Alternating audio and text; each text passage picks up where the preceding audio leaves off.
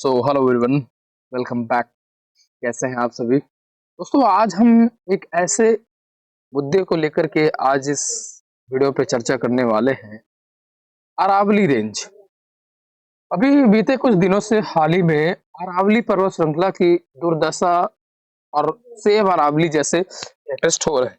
ये क्यों हो रहे हैं, क्या कारण है, जानेंगे आज की इस वीडियो पे। क्योंकि दोस्तों और इन सभी चीजों के बारे में भी जानेंगे कि क्यों हो रहे हैं अरावली प्रोटेस्ट को लेकर के, और अरावली क्यों इम्पोर्टेंस है हमारे नॉर्थ इंडिया के लिए। तो आज हम समझेंगे इसी वीडियो पे। तो चलिए स्टार्ट करते हैं, ठीक है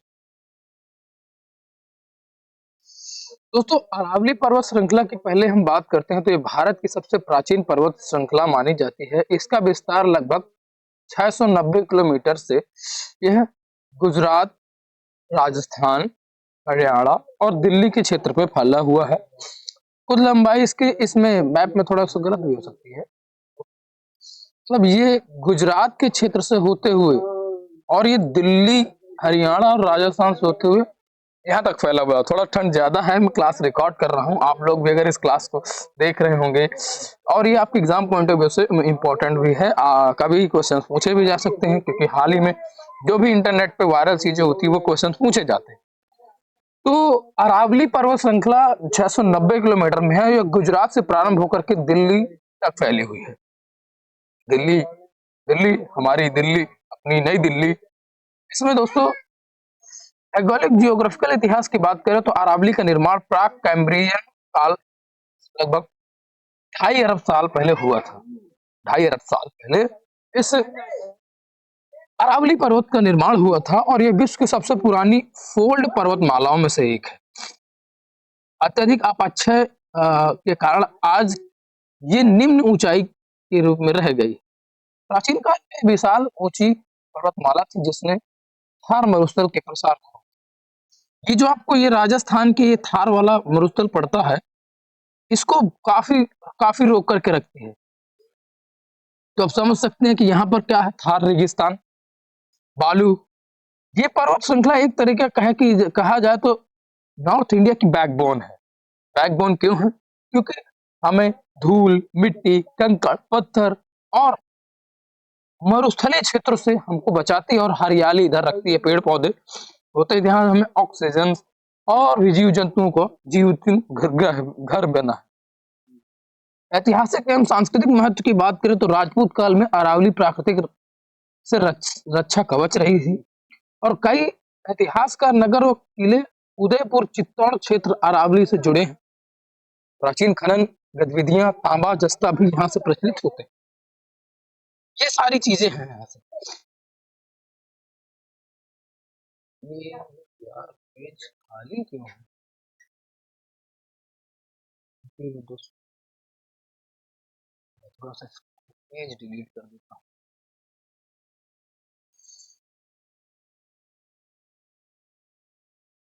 अब समझते हैं कि इसका भौगोलिक विस्तार व शिखर। सर्वोच्च शिखर गुरु शिखर है जो कि 1722 मीटर ऊंची है, माउंट आबू में स्थित है।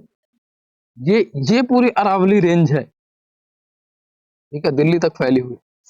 राजस्थान में अरावली अरावली की चौड़ाई सर्वाधिक है। राजस्थान के क्षेत्र में ज्यादा चौड़ी, हरियाणा और दिल्ली में यह खंडित व निम्न रूप में दिखाई देती है। जलवायु एवं पर्यावरणीय भूमिका मानसूनी हवाओं को प्रभावित कर पश्चिमी राजस्थान में वर्षा में सहायक होती है। ये जो पश्चिमी राजस्थान है, पश्चिमी राजस्थान में ये हवाओं को रोक करके यहाँ बारिश कराने का काम करती है।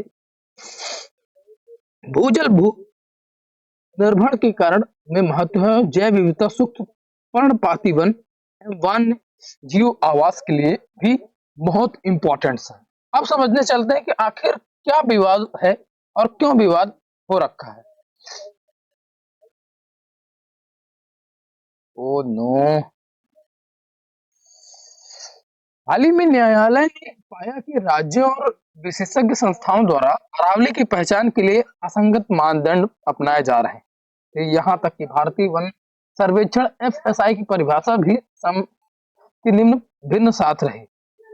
अरावली पर्वत श्रृंखला का हिस्सा होने के लिए वर्ष 2010 में F I F I S ने एफएसआई ने निम्नलिखित शर्तें निर्धारण की कि पहाड़ियों की ढलान जो है 3 डिग्री से अधिक हो। पहला ठीक है, बफर 100 मीटर की रेंज पे होना चाहिए। पहाड़ियों के बीच की दूरी या घाटी चौड़ाई 500 मीटर की होनी चाहिए। ठीक है, आइए और समझते हैं आखिर क्यों लोग भड़के हैं। तो मैं इसका कारण बताता हूँ। अरावली पहाड़ियों के लिए जो लोग भड़के हैं क्योंकि सुप्रीम कोर्ट ने नए फैसले से पहाड़ियों की परिभाषा बदल दी गई, जिसमें कि 100 मीटर से कम ऊंचे वाली पहाड़ियों को अरावली से बाहर माना जा रहा, जिससे खनन माइनिंग का खतरा बढ़ रहा। बात सही है दोस्तों। अरावली पर्वत श्रृंखला जो है वो काफी लगभग 2.5 अरब साल पुरानी है और वो हमारे उत्तर भारत की बैकबोन कहे जा रही है। ऐसा माना जा रहा है कि जब से हाई कोर्ट ने, सुप्रीम कोर्ट ने 100 मीटर से कम ऊंचाई वाली पहाड़ियों को पहाड़ी मानने से बाहर कर दिया है, तो उसमें माइनिंग का खतरा बढ़ गया और पर्यावरण पर भारी नुकसान होने की आशंका है। प्रदर्शनकारियों की मुख्य मांगे हैं कि इस आधारित जो ऊंचाई की आधारित परिभाषा को तुरंत रद्द कर दी जाए और पूरी अरावली को संरक्षित क्षेत्र पर घोषित किया जाए और अवैध खनन को रोका जाए। जब से अरावली को 100 मीटर खोजा गया तो वहां पर माइनिंग होना शुरू हो गई। परिभाषा में देखिए, सुप्रीम कोर्ट ने नवंबर 2025 में फैसला दिया कि जिसमें अरावली का मतलब 100 मीटर से ज्यादा ऊंची पहाड़ियों लगाया गया, जिससे छोटी पहाड़ियों को सुरक्षा मिलेगी। ठीक है, खनन का खतरा। इस बदलाव से निचली पहाड़ियों और बफर जोन में खनन की इजाजत मिल सकती है, जो सालों से बंद पड़ी है। मतलब अब अरावली रेंज तो दोस्तों आप समझ सकते हैं, क्योंकि अरावली रेंज है कितनी है अरावली रेंज। अरावली रेंज ही खुद 100 मीटर और 90 मीटर के अंतर्गत आती है, ये वाली रेंज। तो जब इतनी आ जाएगी तो भाई अरावली को तोड़ दिया जाएगा। जब अरावली को तोड़ दिया जाएगा तो खतरा बढ़ जाएगा। किस चीज का खतरा? क्या है? इस बदलाव में निचली पहाड़ियों और बफर जोन में खनन माइनिंग इजाजत मिल जाएगी, जो सालों में बंद पड़ी है। माइनिंग शुरू हो जाएगी। पर्यावरण को नुकसान क्या होगा? एक्टिविस्ट्स का मानना है कि इससे मरुस्थलीय बढ़ेगा, प्रदूषण बढ़ेगा, पानी की कमी होगी और वन्य जीवों का बसेरा खत्म हो जाएगा। छोटे छोटे जो जीव जंतु हैं, शेर, चीता और भी जीव जंतु, उनका घर तो बर्बाद हो जाए। प्राकृतिक ढाल का टूटना। अरावली दिल्ली एनसीआर की एक प्राकृतिक ढाल का काम करती है, जो थार रेगिस्तान से धूल को रोकता है और मानसून को नियंत्रण करता है। अगर अरावली रेंज टूट जाएगी दोस्तों, तो जानते हैं क्या होगा? जो आज दिल्ली इतनी प्रदूषित है, वो कहीं हमें कई सालों बाद हमको किसके रूप में दिखेगी? हमें सिर्फ और सिर्फ दिखेगी किसके रूप में? सिर्फ ढकी होगी बालुई से, रेत से। प्रदर्शनकारियों की जो मांगे क्या है? उनकी मांगे है कि नई परिभाषा रद्द करना और ऊंचाई के आधार पर पहाड़ियों को बांटने वाले नियमों को तुरंत खत्म किया जाए। पूर्ण संरक्षण। अरावली को पूरी तरह से संरक्षित क्षेत्र घोषित किया जाए और कड़े कानून बनाए जाए।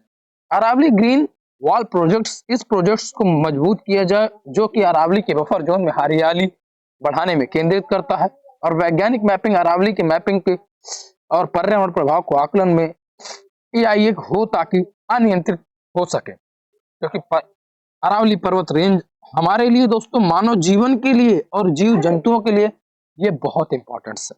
तो मैं आशा करता हूं आप लोगों को ये आज की बातें समझ में आई होंगी।